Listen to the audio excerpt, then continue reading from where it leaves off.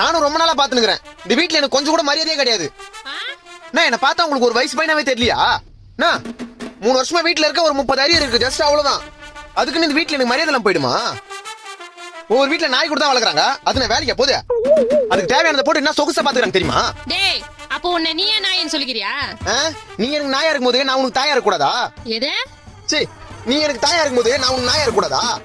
இந்த பாரு, ஒரே ஒரு வேலை மட்டும் கிடைக்கட்டும். என் சம்பளத்தை இருந்து மூஞ்சில விசிலிச்சு உன் வாயிலையும் அப்பா வாயிலையும் ஒரு நாள் டேப் போட்டுல நான் மட்டும் பாரு. என்னடா உங்க அப்பா வீட்டுல இல்லன்னு தைரியத்துல பேசுறியா?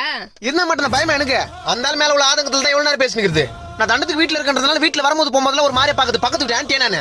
இந்த பாரு, பொறுத்து போறதுக்கும் பயந்து போறதுக்கும் நான் ஒன்னும் சின்ன பையன் இல்ல. 24 வயசு ஆகுது. சொல்லி வை. அது அப்படியே திரும்பி சொல்லு. மட்டிக்கினாரு ஒருத்தர் இவரை காப்பாத்தணும்.